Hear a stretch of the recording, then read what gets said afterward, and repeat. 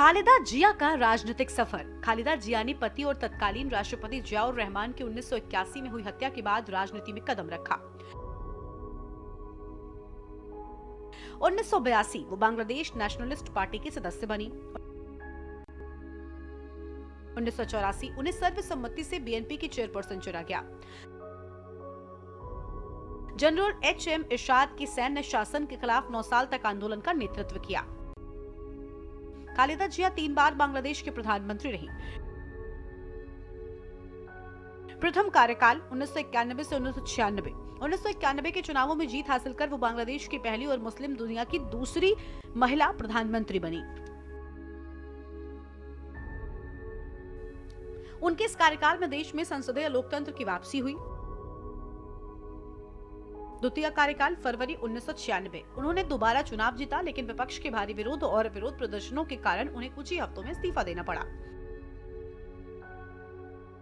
तृतीय कार्यकाल 2001 से 2006। 2001 में उनकी पार्टी ने भारी बहुमत के साथ सत्ता में वापसी की। शेख हसीना से रही लंबी प्रतिद्वंद्विता।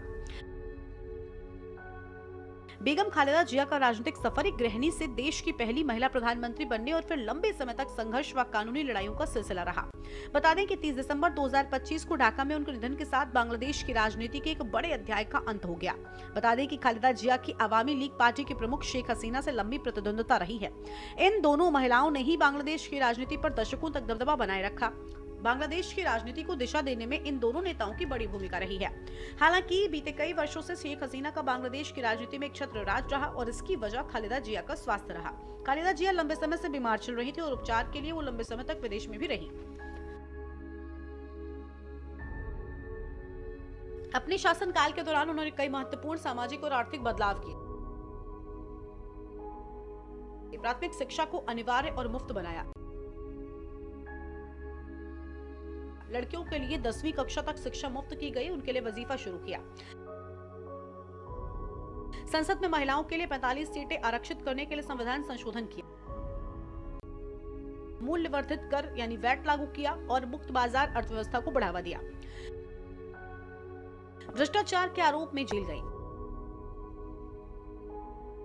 बांग्लादेश में सैन्य शासन के खिलाफ लड़ाई लड़ने वाली और देश की पहली महिला प्रधानमंत्री खालिदा जिया शेख हसीना को सत्ता से बेदखल किए जाने के बाद खालिदा जिया ढाका वापस लौटी थी, लेकिन उनकी सेहत उनका साथ नहीं दे रही थी और वो सार्वजनिक जीवन से दूर ही रही। खालिदा जिया लीवर सिरोसिस, आर्थराइटिस, डायबिटीज और हृदय संबंधी कई समस्याओं से जूझ रही थी। साल 2018 में खालिदा जिया को भ्रष्टाचार के आरोप में जेल भी हुई। हालांकि खालिदा जिया और उनकी पार्टी ने इसे शेख हसीना का राजनीति से प्रेरित कदम बताया था। उनका परिवार फेनी से आता था और उनके पिता इस्कंदर अली मजूमदार चाय के व्यापारी थे। उनका शुरुआती नाम खालिदा खानम पुतुल था। 5 भाई बहनों में तीसरे नंबर पर रही खालिदा। जब 2 साल की थी तभी परिवार भारत के विभाजन के बाद पाकिस्तान के हिस्से में गए दिनाजपुर में बस गया। खालिदा का शुरुआती जीवन यहीं बीता। पहले मिशनरी स्कूल और फिर गवर्नमेंट गर्ल्स हाई स्कूल से पढ़ाई पूरी की। 1960 में पाकिस्तानी सेना के अधिकारी और तत्कालीन कैप्टन जियाउर रहमान के साथ उनका निकाह हुआ। इसके बाद उनका नाम खालिद जिया रहमान हुआ। प्रधानमंत्री नरेंद्र मोदी ने बांग्लादेश की पूर्व प्रधानमंत्री खालिद जिया के निधन पर शोक व्यक्त किया है। उन्होंने भारत के साथ द्विपक्षीय संबंधों में उनकी भूमिका का जिक्र करते हुए करीब 10 साल पहले हुई पहली मुलाकात की स्मृतियां भी साझा की हैं। ढाका में पूर्व प्रधानमंत्री और बीएनपी के अध्यक्ष बेगम खालिदा जिया के निधन की खबर सुनकर गहरा दुख हुआ। उनके परिवार और बांग्लादेश के समस्त जनमानस के प्रति हमारी हार्दिक संवेदनाएं। ईश्वर उनके परिवार को इस दुखद घड़ी को सहने की शक्ति प्रदान करे। बांग्लादेश के प्रथम महिला प्रधानमंत्री के रूप में बांग्लादेश के विकास और भारत बांग्लादेश संबंधों में उनके महत्वपूर्ण योगदान को हमेशा याद रखा जाएगा। मुझे 2015 में ढाका में उनसे हुई उनकी सौहार्दपूर्ण मुलाकात याद है। हम आशा करते हैं उनकी दूरदृष्टि और विरासत हमारी साझेदारी को आगे भी दिशा देती रहेगी। उनकी आत्मा को शांति मिले। भारत के साथ उतार चढ़ाव भरे रहे रिश्ते। खालिदा जिया के भारत के साथ संबंध ऐतिहासिक रूप से काफी जटिल और उतार चढ़ाव भरे रहे हैं। भारत में उनके प्रति एक कठिन पड़ोसी की छवि रही है, जबकि उनकी राजनीति अक्सर भारत विरोध के इर्द गिर्द केंद्रित रही है। खालिदा जिया ने भारत को बांग्लादेश के माध्यम से ट्रांजिट और कनेक्टिविटी की सुविधा देने का हमेशा विरोध किया। उन्होंने इसे देश की सुरक्षा के लिए खतरा बताया और तर्क दिया कि इससे बांग्लादेश की आजादी बेड़ियों में बंध जाएगी। उन्होंने 1972 की भारत बांग्लादेश मैत्री संधि के नवीनीकरण का भी विरोध किया।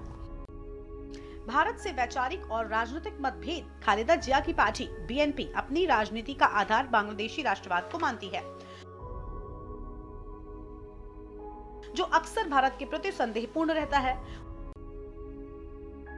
उनके शासनकाल में भारत विरोधी रुख को एक प्रमुख चुनावी और राजनीतिक मुद्दे के रूप में इस्तेमाल किया गया।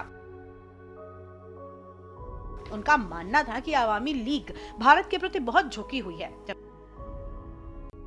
कि वो खुद को बांग्लादेश की संप्रभुता के रक्षक के रूप में पेश करती थी। भारत और खालिदा जिया के बीच तनाव का सबसे बड़ा कारण सुरक्षा रहा। महत्वपूर्ण भारत यात्राएं। तनाव के बावजूद दोनों देशों के बीच औपचारिक कूटनीतिक संबंध बने रहे। प्रधानमंत्री रहते 1992 और फिर 2006 में भारत का दौरा किया। 2006 की यात्रा के दौरान व्यापार और नशीली दवाओं की तस्करी रोकने जैसे समझौतों पर हस्ताक्षर हुए थे। 2012 में उन्होंने विपक्षी नेता के तौर पर भारत का दौरा किया। 2015 में जब प्रधानमंत्री मोदी बांग्लादेश गए थे, तब खालिदा जिया ने उनसे मुलाकात की थी। घर के किचन से राजनीति तक का सफर। आपको बता दें कि शादी के बाद जहां कैप्टन जियाउर रहमान पाकिस्तानी सेना में लगातार प्रगति कर रहे हैं, तो वहीं खालिदा जिया ने घर संभालना शुरू किया। दोनों के 2 बेटे हुए, तारिक रहमान और अराफात रहमान को। 1965 में खालिदा पूर्वी पाकिस्तान छोड़कर अपने पति के साथ पश्चिम पाकिस्तान चली गई और कराची में लंबे समय तक साथ रही। हालांकि 1969 में जिया के साथ वापस पूर्वी पाकिस्तान आ गई और ढाका में परिवार को संभालना जारी रखा। 1971 के बांग्लादेश के स्वाधीनता संग्राम के दौरान जब जियाउर रहमान पाकिस्तानी सेना के खिलाफ मुक्ति वाहिनी का नेतृत्व कर रहे थे, तब पाकिस्तानी सेना ने खालिदा को ढाका छावनी में ही नजरबंद कर दिया। हालांकि 16 दिसंबर को बांग्लादेश की स्वतंत्रता के बाद उन्हें आजाद कर दिया गया। बांग्लादेश के आजाद होने के बाद जियाउर रहमान का रुझान जरूर सैन्य और राजनीतिक मामलों की तरफ बढ़ा, लेकिन खालिदा ने अपने बच्चों की परवरिश में ही ध्यान लगाया। यहां तक कि 1975 में बंगबंधु मुजीबुर रहमान की हत्या और इसके बाद जिया सैन्य तख्तापलट के जरिए जब जियाउर रहमान ने खुद को बांग्लादेश के शासक के तौर पर स्थापित किया, तब भी खालिदा राजनीति से दूर ही रही। 1977 में जियाउर रहमान के बांग्लादेश के राष्ट्रपति बनने के बाद खालिदा जिया आधिकारिक तौर पर बांग्लादेश की प्रथम महिला बनी, लेकिन वो अपने घर तक सीमित रही। खालिदा के बांग्लादेश की राजनीति में एंट्री की कहानी अपने पति की हत्या के बाद शुरू होती है। आपको बता दें कि अगस्त 2024 में शेख हसीना के सत्ता से हटने के बाद बांग्लादेश के राष्ट्रपति ने खालिदा जिया की सजा माफ कर दी थी और उन्हें रिहा कर दिया। इस साल जनवरी में तबियत बिगड़ने के बाद उन्हें इलाज के लिए लंदन ले जाया गया, जहाँ स्वास्थ्य ठीक होने के बाद वो मई में बांग्लादेश लौटी। हालांकि नवंबर में एक बार फिर स्वास्थ्य समस्याओं के बाद उन्हें ढाका के अस्पताल में भर्ती कराया गया, जहां उनकी स्थिति नाजुक बनी रही। स्पेशल डेस्क के न्यूज इंडिया।